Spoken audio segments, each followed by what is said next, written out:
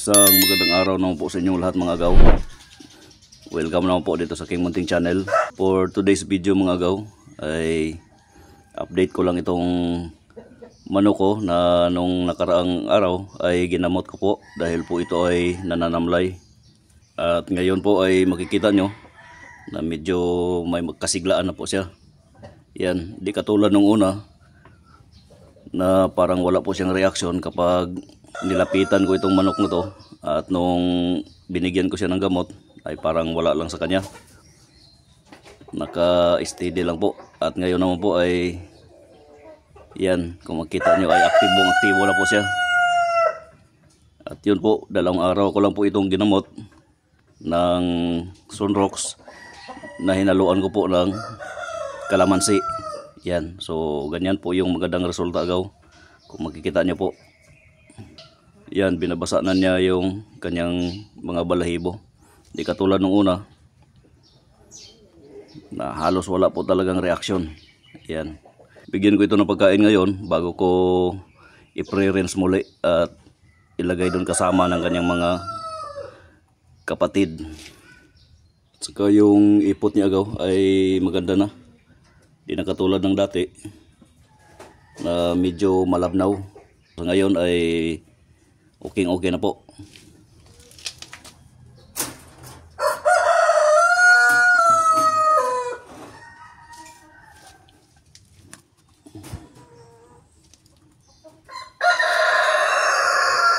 Yan, magandang sinyalis na po itong mga agaw na nakaka-recover na po itong manok na to dahil kumakain na po.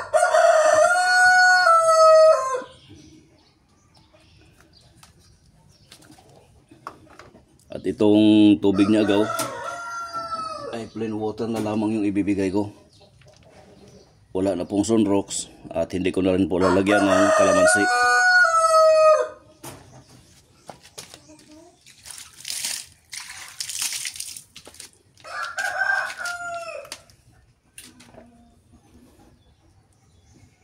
Sana tuloy-tuloy na to agaw na gumaling. Yan.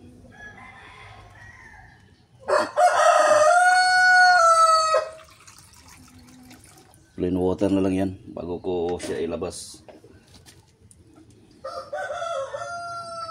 Okay. Yan. Umiinom na. Pinamihan ko po yung kanyang pagkain para madali lang po siya makarecover doon sa kanyang pamamayat. Yan, okay na. So balik pre-rinse na itong manok na to. Hintayin ko lang po na matapos niya yung kainin yung kanyang feeds para balik na siya doon sa pre-rinse. Yan. So dalawang araw po siya dito agaw sa kulungan na to. Uhaw po siya dahil kahapon po ay pinaubos ko po yung kanyang inumin na may Sunrox at saka may kalamansi. So ngayon lang siya nakatikim ng plain water. So good thing nito ay hindi na po ko bumili ng gamot at yung nakasanayan ko na lang panggamot dito, yun lang po yung ginagamit ko. At nakaiwas na rin po sa gastos. So sa ngayon dito ay ulan na ulan pa rin kagabi. So ngayon naman ay sumikat na yung araw at papaarawan ko na siya. Balik na siya doon kasama ng kanyang mga kasamahan at mga kapatid niya. So ayan, medyo mabilis na siyang kumain mga agaw. So magandang sinyalis na po ito. Sana magtuloy-tuloy na itong recovery niya at huwag na sanang magkakasakit para hindi na po makapanghawa at hindi po magiging casualty at maagapan na rin po. Ayan, kunin na din agaw. Yan, meron ng response. Di katulad ng una, kahit nakukunin ko ay walang response.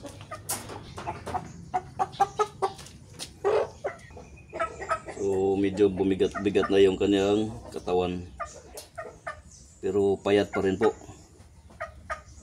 makaka-recover din po ito. Basta kumakain lang itong manok na to ay tataba itong muli. Malaki po ito at matangkad. Yan.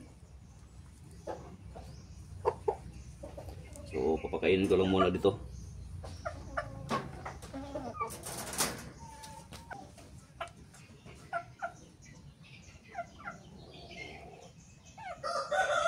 Yan agaw, ibabalik ko na ito sa pre-rinse. Okay na, ubos na yung kanya pagkain. Yan. Saka nakainom na din po ng tubig.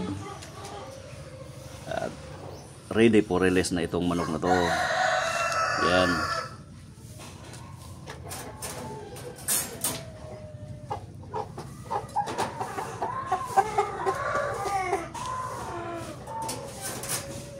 Yan yung tatlo na yan agaw. Yan yung kasamahan niya. Yan yung kasabayan niya sa paglaki. Yan. So, ito na po agaw. Okay na po ito. Kaya papakawalan na natin.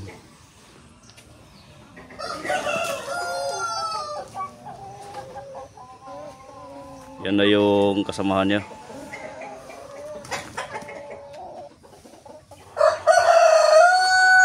Hanggang sa muli naman po mga agaw. Maraming salamat po sa inyong panonood.